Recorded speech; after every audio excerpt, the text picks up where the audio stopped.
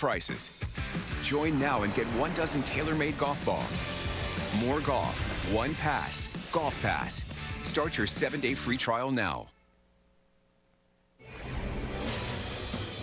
Your campaign this time around, if foreigners, if Russia, if China, if someone else offers you information on an opponent, should they accept it or should they call the FBI?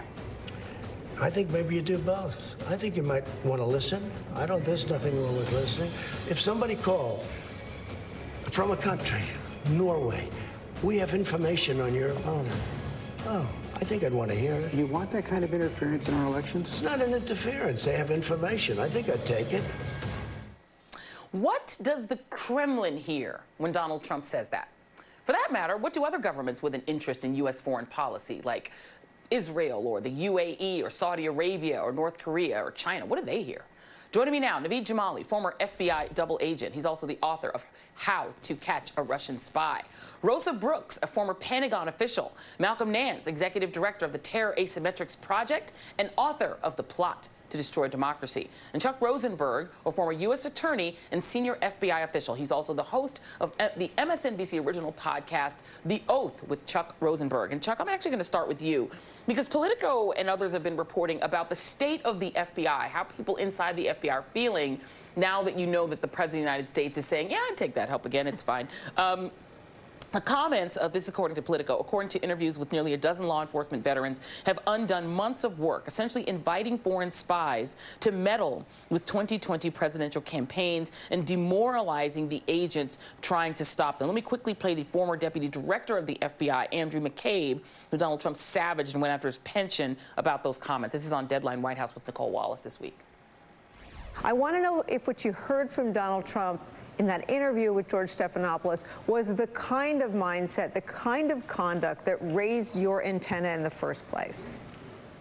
Well, it is, Nicole. As you know, the standard for opening our case is when we have information that might indicate that a threat to national security might exist, or that a federal crime may have been committed. I have to tell you that the comments I heard yesterday only reaffirm for me the concerns that we had in May of 2017.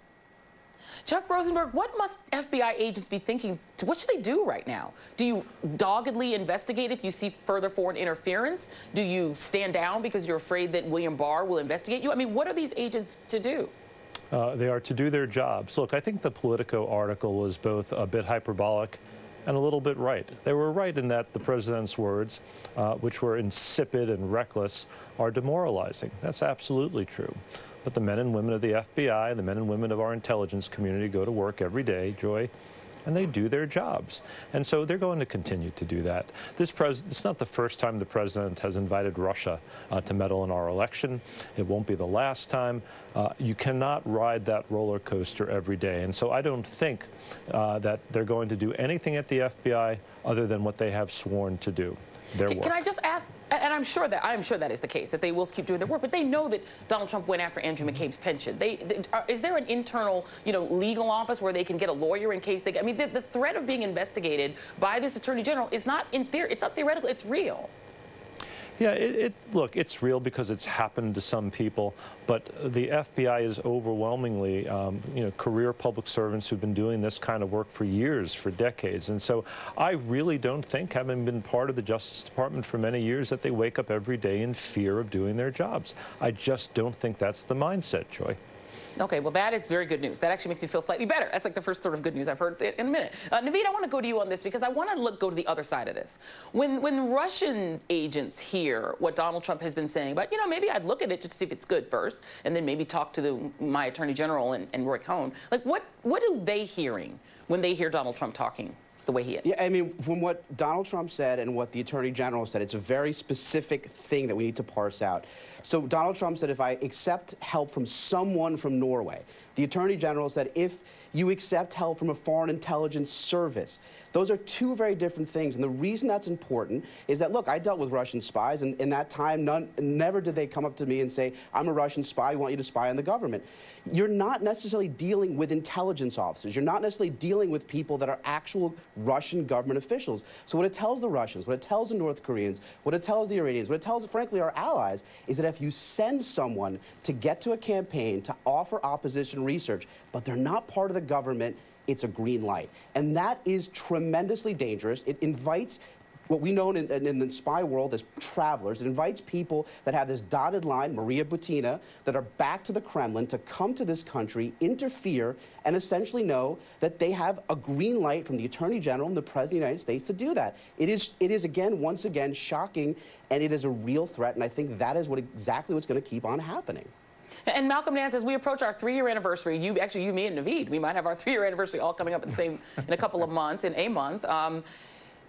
Isn't it the case that not just Russians, but any foreign government now fully understands that, A, Russia got away with attacking our election last time, what you wrote about in 2 books, and that they ought to just try it again at least, because this president is open to it and his attorney general is open to it? Absolutely. What you saw Donald Trump do the other day, and I'm sure Chuck would be able to expand on that in great detail, is he confessed to soliciting a crime. He decided that in his mind, and this showed his mindset and why he didn't talk to Robert Mueller, he would have arrogantly confessed that in his mind, these crimes are not crimes, therefore he can do them. What's happened now is he has opened the Pandora's box, not just foreign intelligence agencies, political organizations from around the world, private individuals have now all been solicited to come to the Trump team and to bring any dirt that they can find, whether true or not, about Joe Biden, Pete Buttigieg, anybody else, and then give it to them, and there will be no repercussions, and most likely there will be rewards if Trump wins another election. That's exactly what he's done there. He has solicited a crime. And you know, Rosa Brooks, I want to play for you former National Security Advisor Susan Rice, and she was talking to you about this and the implications of what Donald Trump has said. She was on with Rachel Maddow, my friend Rachel Maddow, this week. Let's play that.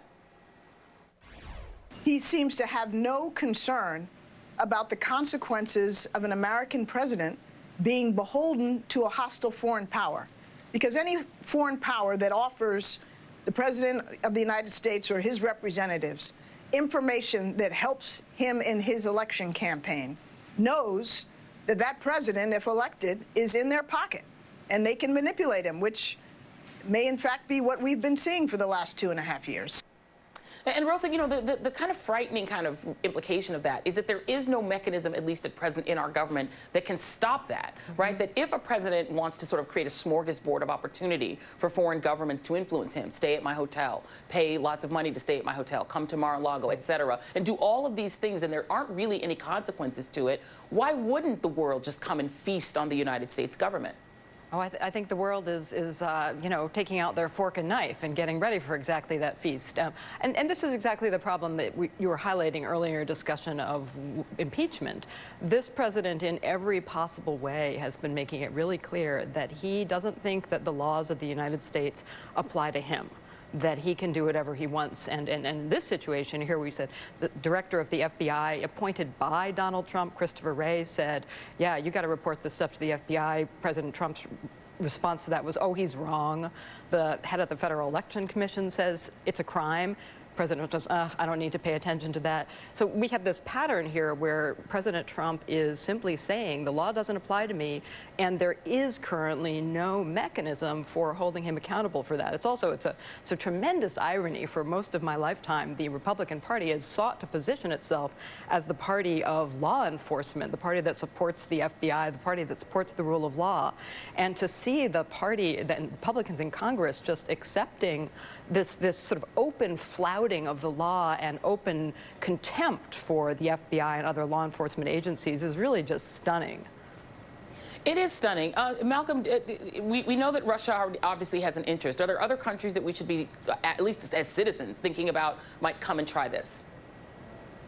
Well, at this point, everybody's going to come and try it. Of course, the Chinese, they carry out collection in a very subtle way. They don't use it in a heavy-handed way that the Russians do. So you can expect the Chinese to do it by, soliciting individuals in the business world, passing information on to them, and then seeing them pass that on to other business people in the United States. So it could originate from a foreign intelligence agency.